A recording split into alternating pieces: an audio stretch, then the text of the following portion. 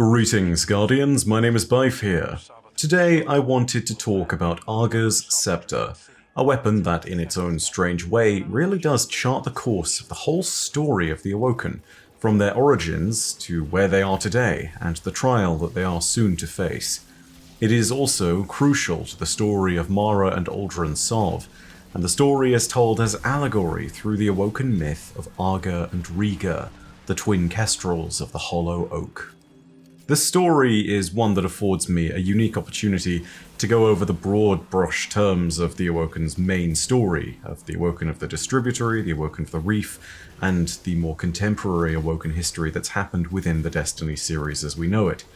This is also a series of videos that I was hoping to cover as time went on through the season, but we'll get to covering it now in an overview of sorts from the perspective of Uldren and Mara Sov, all while talking about the new exotic.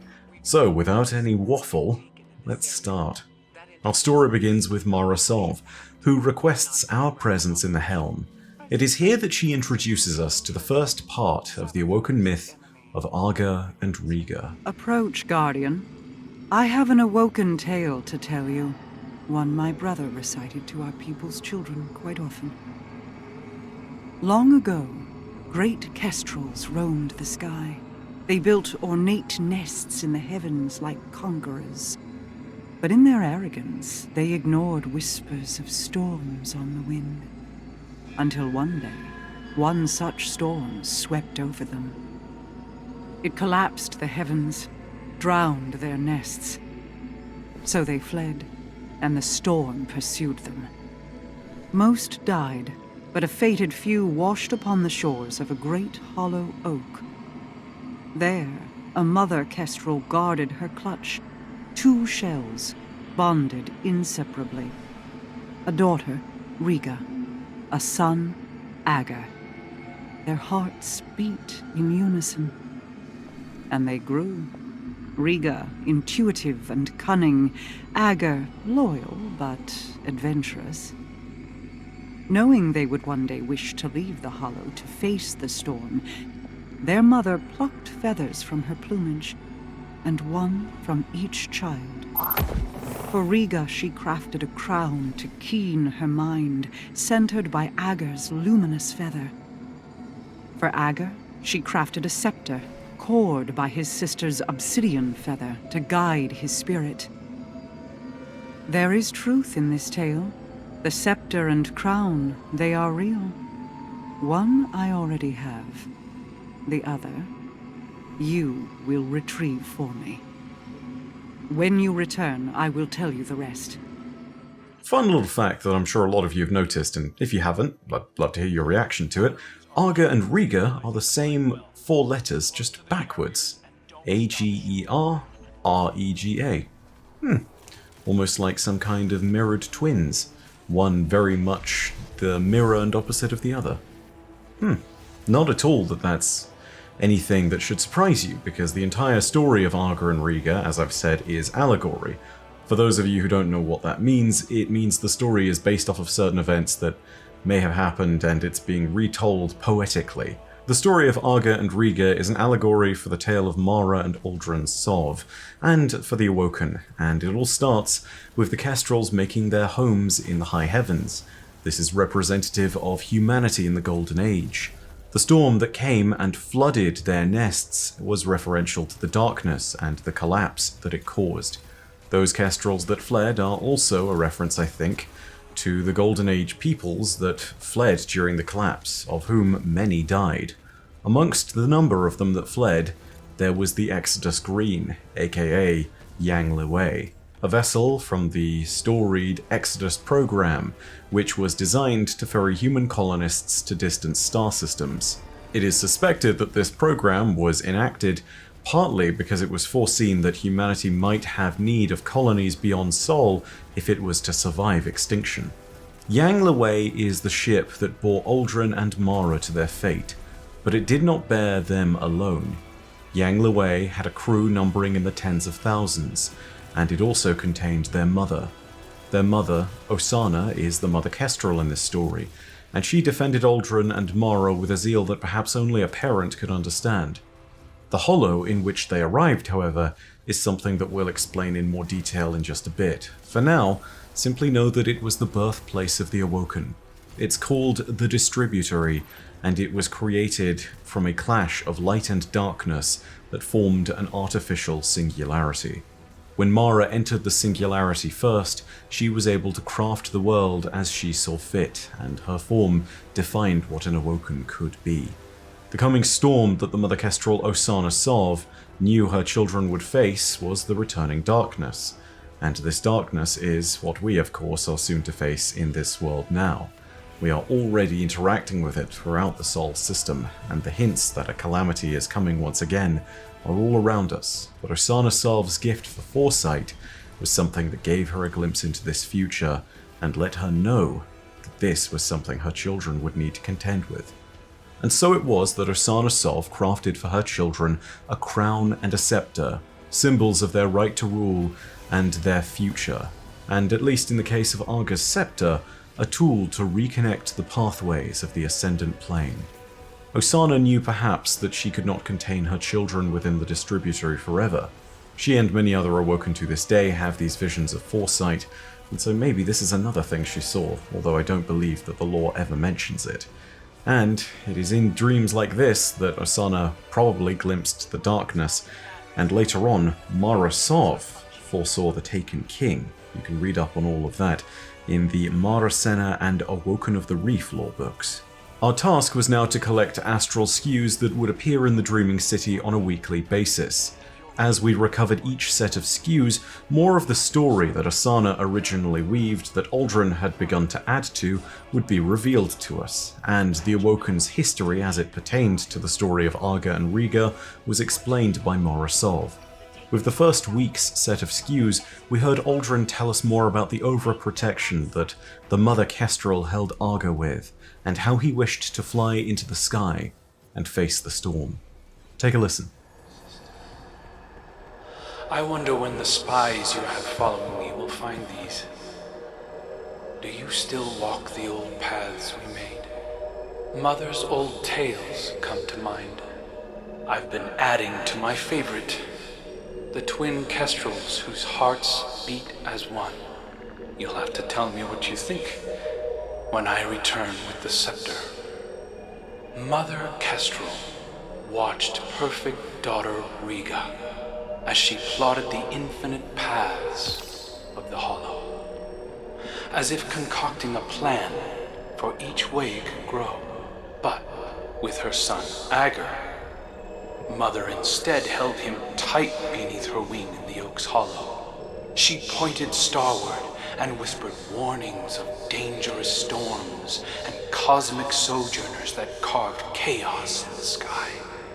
The beautiful depth of the dark spots caught his eye. His imagination was arrested by them. Agar struggled against his mother's wing, yearning to leap from the tallest branch and soar to see the storms for himself. But Mother Kestrel's talon caught him. She scolded him to never leave the canopy. She held him in crushing closeness and vowed not to show him the stars again. He grew to resent her protection. If it is still unclear, the twin Kestrels represent Aldrin and myself. Their mother is Osana Sov. Aldrin found Osana's prescriptions restrictive. I never considered her a mother myself, but her dreams of foresight interested me. We both saw calamity looming, Osana and I. In the Distributary, where the Awoken were born, we were eternal. Osana would hide there forever rather than face the enemy. When we left to form the Reef, many chose to hide with her. You're done here. I'll send for you when more skews reveal themselves.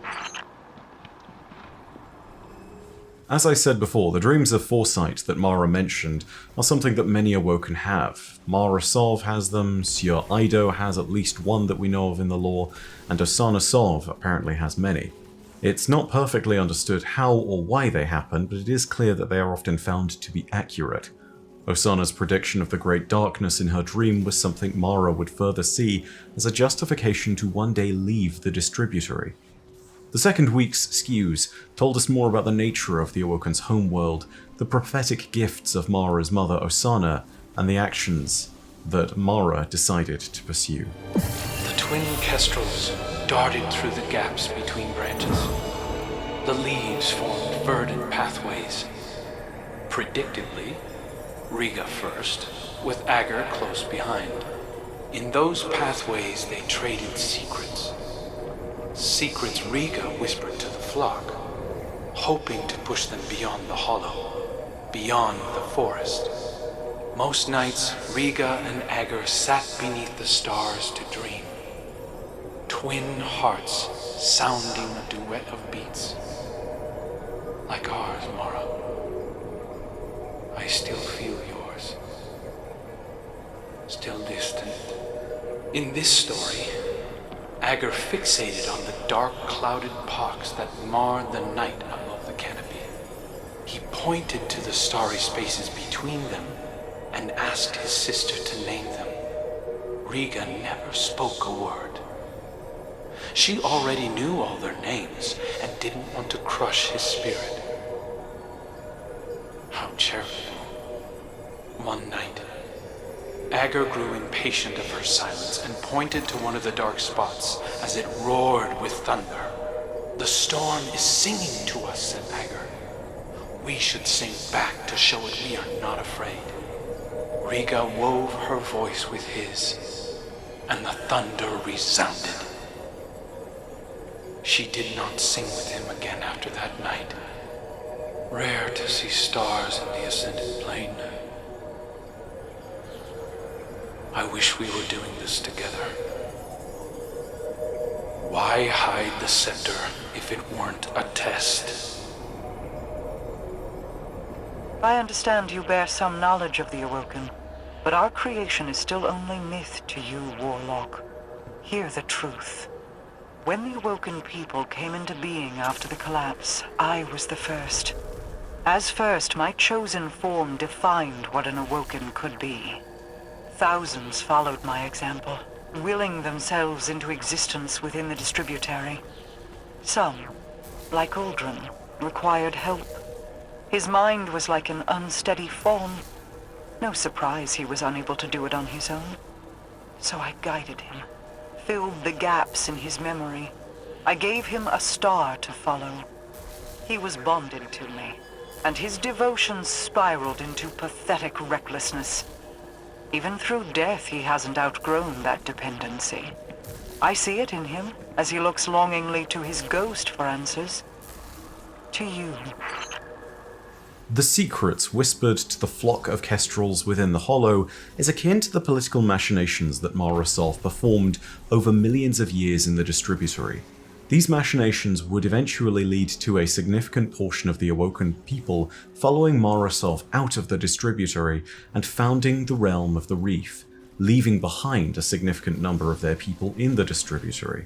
This would be the first time their people had been riven, the point at which they then departed and found that some of their number wished to go to Earth instead of staying in the Reef would be the second time they were riven. In the third week of Skews, the story continued with more notes of Agar's quest to face the darkness. This is a bit of a shift in the tone and perhaps timeline of the story, because it parallels more of Uldren's time in the Reef as opposed to his time in the Distributary. This, of course, is where the allegory of the story and the entire metaphor starts to become a lot more loose. Go ahead and take a listen anyway, and I'll explain when you're done. Riga worried their song had attracted the storm's attention and made plans for the flock to leave the hollow. She locked herself away to study. The separation pained Agar, like you know it does. Unable to bear the loneliness, Agar finally took to the sky. High above, the open air cradled him like star-cloth ribbonets. He felt peace in the deafening rush of wind across his feathers. Once he found them a new home, Riga would love him as he loved her. she would offer him the scepter their mother had crafted for him. The scepter that Riga selfishly kept. But as he approached the forest's edge, night fell and thunder shook his heart. Agur saw a great storm building on the horizon. Had he the scepter, he could have fought. Instead, he listened, straining through the thunder for the faint, secondary beat of Riga's twin heart. Through lightning and chaos, he followed it home. Agur told Riga of the storm, the forest's edge, and the gleaming bulbs of starlight clashing overhead. She didn't scold him or tell Mother Kestrel. She listened and heard the possibility in his tale. Gratitude. Imagine that. In another life, I'd have appointed Uldren Dominion of the Reef's borderlands to expand and connect the kingdom under my reign, Agur's scepter in hand. He would have used it to open doors and challenge foes best left alone. He was not unlike a guardian already, and he would have died before his time. Uldren's fall was a predetermined point, so I hid the scepter away and gave him something safe to chase. He often strayed from that path. So I believe here that Uldren's flight into the darkness, or rather Agur's flight into the darkness to see the storm, might be representative of a time past when he had left the Distributory along with all the other Awoken that followed Mara. I think this is one of the times when he had become the Prince of the Reef and had gone on his many adventures. The Forsaken Prince lore book speaks about him and a talented Corsair marksman that he was close to, known as Jolyon Tildarakis, entering the Black Garden, and in that they might in fact have discovered its heart. Thus, Uldren potentially gazed upon an instance of the true darkness. Mara was seemingly aware of what he saw at the heart of the Black Garden, and only saw it as further confirmation of what she already knew. Their interaction is actually something that is gone over in the Forsaken Prince lore book, and it's something that Mara will only talk to Uldren about in private. She doesn't wish for the majority of the Awoken people to hear this. Maybe she believed it would spark a panic. In the final set of Astral Skews, Uldren continued the story of Agur and Riga, and spoke about how if he had only been gifted the scepter, his fate in the battle to fight the storm that was approaching on the horizon would be so very different, for he would be able to do so much more. Take a listen.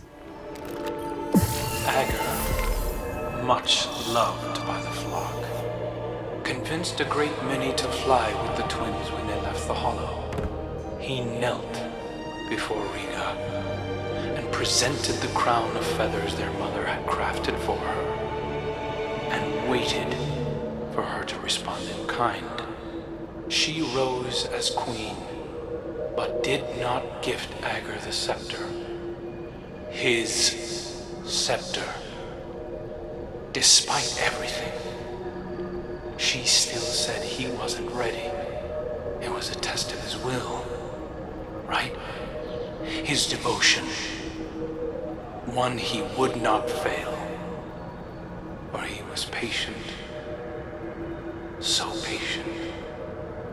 Together the twins led the flock away from the Oak's Hollow to carve new nests in distant boughs beyond the forest's edge. Agur flew far and wide at Riga's behest, always thinking of her test, and returned home with tales of all that he had seen. Dark clouds surrounded them. Fires burned within trees, split by thunderous bolts. His twin kept his words close. Riga scattered prophetic bones and traced their curvature like weathered oaken bends. In them the signs were clear. A great storm did indeed approach. They in its path. And so they prepared themselves for war. I wish you'd just give it to me. I could use it to help us face what we both know is coming. It doesn't even belong to you. This coming storm he speaks of was the flashpoint. The battle of Saturn against the Taken King. It was the shift from stability into dissonance. I failed to shape Uldren in accordance with my goals, but if I were to take all that he was and reveal that past to him now, would he be my brother? Or is it only his echoes that remain? I see many of those same beginnings leading now to different ends. Tell me, would you be so forgiving if Crow carried more of Uldren with him? Would you still accept him?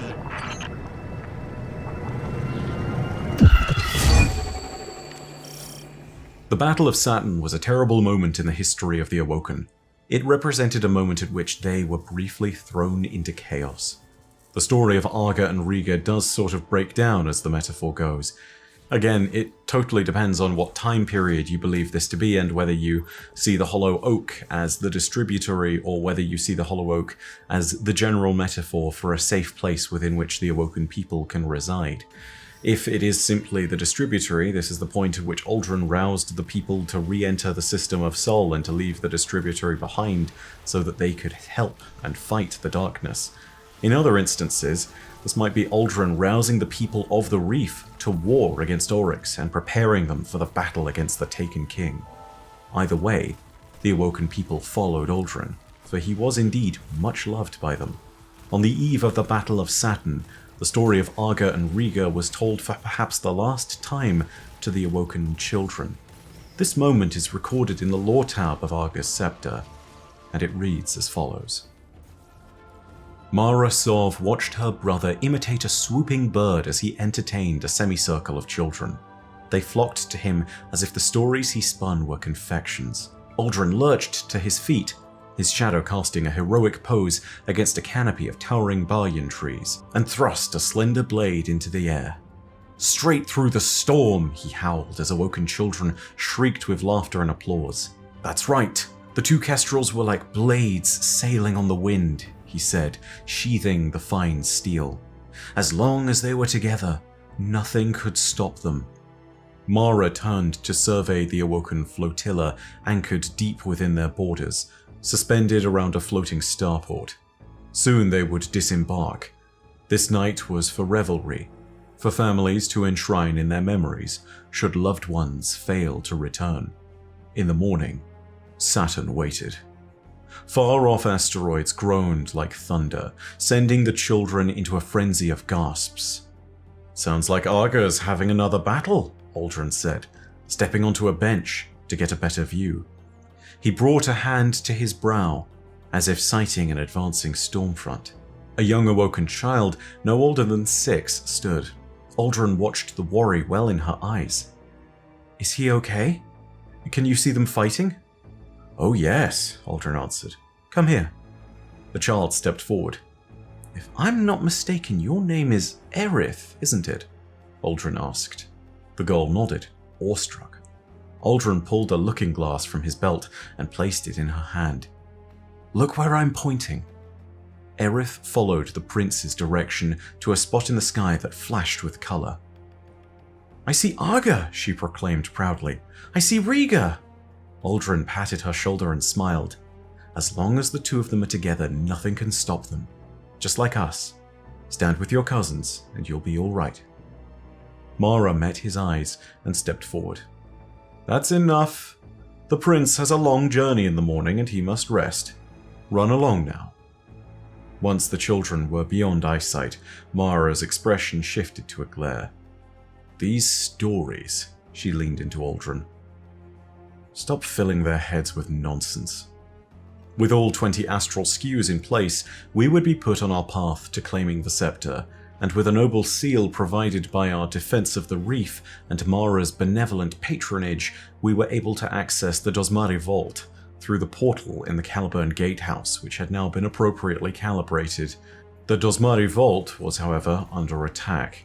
The Hive of Xivu Arath were roused to battle, and within the Ascendant's base around the vault, they attempted to steal the scepter for themselves. Kel'Garath, risen from bones, a new champion of Xivu Arath, who we had already defeated once, stood before us again.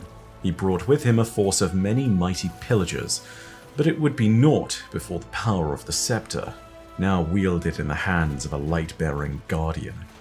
With its core of darkness from Riga's obsidian feather, the dark power of stasis within the weapon carved a path through those assaulting Hive. It left them broken in our wake. Kel'Garath was once again broken, although it seems he is capable of returning many times over. It appears that if the Hive have a version of Tanax, maybe that version of Tanax is in fact Kel'Garath. I wouldn't put it past the possibility that we'll see Kel'Garath more times this season. Mara Sov contacted us shortly after we had disposed of Xivu Arath's lesser patron, and she told us many things when we returned to the helm. Take a listen to the many things that Mara says, including the end of the story of Arga and Riga.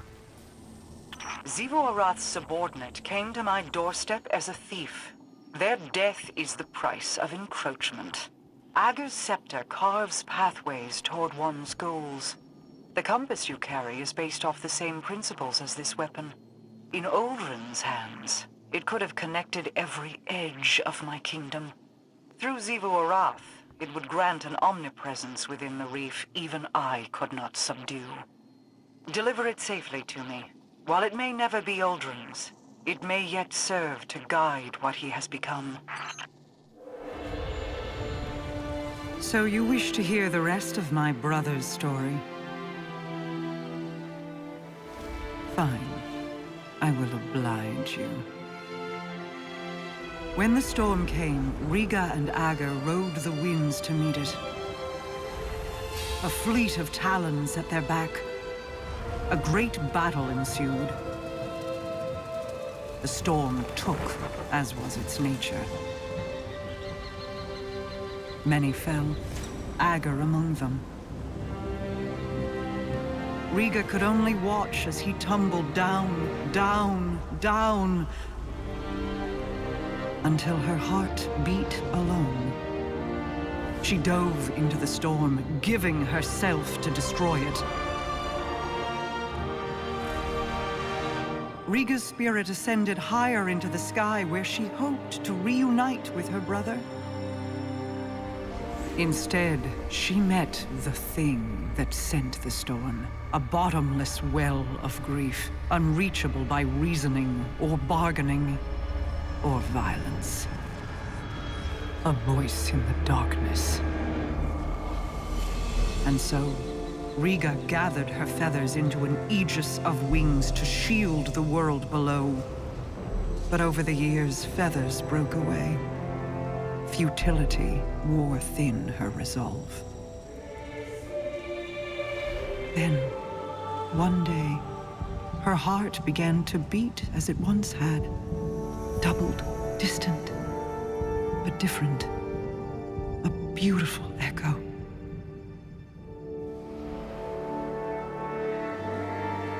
Hope called her home. And though she prayed to find Ager there, he never returned.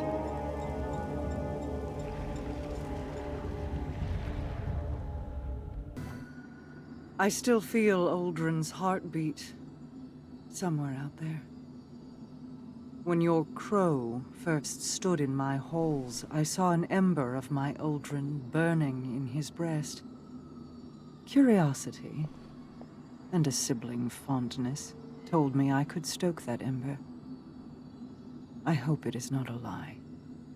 I hope he is more than the last ebb of hot ash from a long dead flame. Many of his faults were not of his own making. Uldren's decisions were his, of course, but driven by whips in the hands of others. Myself included. I will have to offer him more than an old story of an empty promise if I wish to see that ember burn again. This is the path I led Uldren down. If certain actors had kept to their roles, I would have wielded Uldren Sov, Lightbearer. But even Mara Sov cannot control everyone. I celebrate his resurrection in the light. But I detest seeing my brother rewritten, his greater self sloughed away and swept into the cellar. There is still good to draw from who he was. Don't squander it. He needs a star to guide him. Uldren or Crow, they are the same in that regard. Ager's scepter is yours, then. Both its burden and the freedom it can provide. Be careful with it, Guardian. He is prone to devotion. So we have many things to discuss. First of all, let's talk about the idea that the scepter is based off of the similar set of principles to the Wayfinder's Compass, the seasonal artifact. I believe that these 3 lines of dialogue and a vague overview of the lore of the Wayfinder's Compass tells us more about what this means. The first line of dialogue is that last line or so that Mara says in the actual Dosmari Vault mission, the Hollow Coronation, where she states that the scepter is capable of carving paths. And the last 2 lines of dialogue are stated within the Astral Alignment activity. Take a listen to all 3 of them. The compass points unerringly to your goals and clears obstacles from your path by the strength of your will. It will discover our lost Techians when you will it. Your compass was made in the distributary to guide those who departed. If Xivu Arath were to control it, nothing would stop her army from flooding the city. Ager's scepter carves pathways toward one's goals. The compass you carry is based off the same principles as this weapon. In Uldren's hands, it could have connected every edge of my kingdom. Through Xivu Arath, it would grant an omnipresence within the reef even I could not subdue. Deliver it safely to me. While it may never be Uldren's, it may yet serve to guide what he has become. So these 3 pieces of dialogue help to make things rather clear, I think, but the Wayfinder's Compass lore talks about Crow's perspective when he actually finds a Wayfinder's Compass. We'll do a full video on the art of wayfinding and the compass and all that other stuff later on, but for the moment, just know that Uldren is using the compass and it highlights Ascendant challenge gateways into the Ascendant plane when he's near them. In other words, it points towards ley lines and entrances into the Ascendant plane. All of this together means that with a strong will and a clear idea of your goals, Arga's Scepter can be used to chart your path within the Ascendant plane towards those goals, just in the same way that the compass, for us, is capable of charting our path to the Techians as long as we are able to will it with our own force and strength of will. This is actually expressed in-game with Arga's Scepter, because if you take it into the Ascendant plane, in particular into the new Shattered Realm activity, there are certain pathways, just like in the Dosmari Vault, which are blocked off. You can shoot Arga's Scepter at those pathways to open them up again.